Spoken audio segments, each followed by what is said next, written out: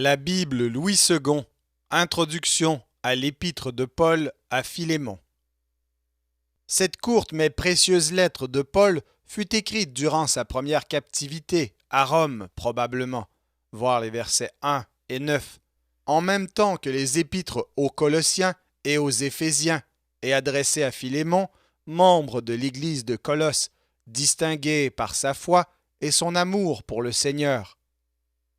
Le sujet de la lettre est tout spécial et personnel. Philémon avait un esclave nommé Onésime, qui, après quelque infidélité commise au préjudice de son maître, s'était enfui de sa maison et était venu à Rome. Là, le Seigneur, dans sa miséricorde, lui fit rencontrer Paul. L'apôtre des gentils l'amena à la connaissance de Jésus-Christ et l'aima comme un frère. Il lui persuada que son devoir était de retourner auprès de son maître afin de réparer le tort qu'il lui avait fait. Mais pour être plus sûr que Philémon ajouterait foi aux nouveaux sentiments de son serviteur, Paul remet à celui-ci cette lettre de recommandation, dans laquelle il plaide sa cause par les arguments les plus persuasifs et les plus touchants. Onésime fit le voyage de Colosse dans la société de Tychique, également envoyé à cette église par l'apôtre, voir Colossiens 4, 7 à 9. Tel est le sujet de notre épître. Plus elle est personnelle, spéciale, ne traitant que d'une affaire en apparence toute temporelle, mieux elle montre comment, pour le chrétien, tous les rapports de la vie peuvent s'élever à la plus haute spiritualité, devenir un lien de communion entre les âmes, un exercice de toutes les grâces de Dieu. Luther a écrit sur l'épître à Philémon la préface suivante.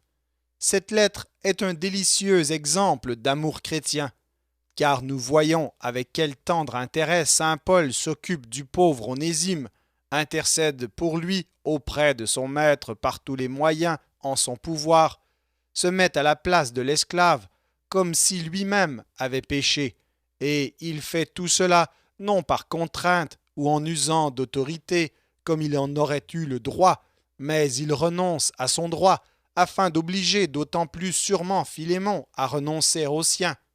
Si Paul imite auprès de Philémon et en faveur d'Onésime ce que Christ a fait en notre faveur auprès de son Père, car Christ s'est ainsi dépouillé de son droit, et à force d'humilité et d'amour, il a obtenu du Père qu'il mit de côté sa colère et son droit, et qu'il nous reçut en grâce pour l'amour de Christ et de son intercession.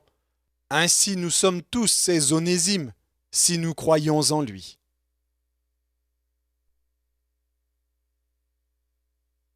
Épître de Paul à Philémon.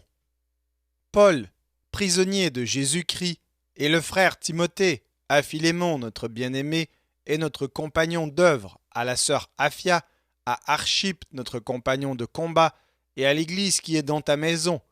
Que la grâce et la paix vous soient données de la part de Dieu notre Père et du Seigneur Jésus-Christ. Je rends continuellement grâce à mon Dieu, faisant mention de toi dans mes prières, parce que je suis informé de la foi que tu as au Seigneur Jésus et de ta charité pour tous les saints. Je lui demande que ta participation à la foi soit efficace pour la cause de Christ en faisant reconnaître en nous toute espèce de bien. J'ai en effet éprouvé beaucoup de joie et de consolation au sujet de ta charité, car par toi, frère, le cœur des saints a été tranquillisé. C'est pourquoi, bien que j'aie en Christ toute liberté de te prescrire ce qui est convenable, c'est de préférence au nom de la charité que je t'adresse une prière, étant ce que je suis, Paul, vieillard, et de plus maintenant prisonnier de Jésus-Christ. Je te prie pour mon enfant que j'ai engendré, étant dans les chaînes, Onésime, qui autrefois t'a été utile, mais qui maintenant est utile et à toi et à moi.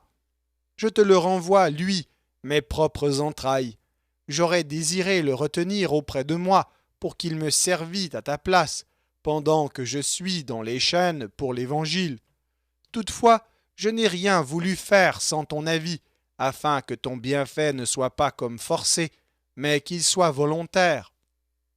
Peut-être a-t-il été séparé de toi pour un temps, afin que tu le recouvres pour l'éternité, non plus comme un esclave, mais comme supérieur à un esclave, comme un frère bien-aimé, de moi particulièrement, et de toi à plus forte raison, soit dans la chair, soit dans le Seigneur.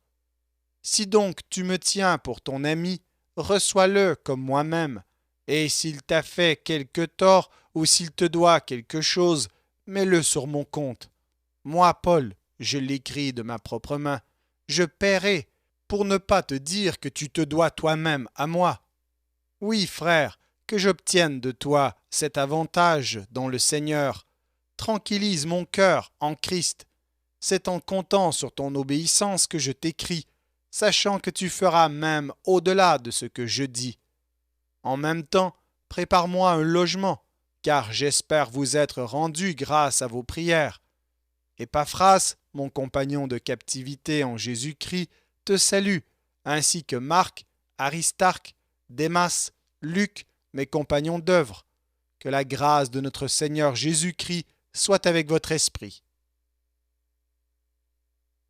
Merci d'avoir écouté cet enregistrement de la Bible. N'hésitez pas à le partager. Vous pouvez également télécharger la version MP3 sur le site Un Héros dans le net. Vous avez le lien dans la description. En visitant notre chaîne, vous allez également trouver d'autres versions de la Bible en audio, ainsi que plusieurs ressources pour étudier la parole de Dieu. Toutes ces ressources sont mises à votre disposition gratuitement. N'hésitez pas de nous faire un don si le Seigneur vous le met à cœur en utilisant le lien qui est également dans la description. Merci encore et que Dieu vous bénisse.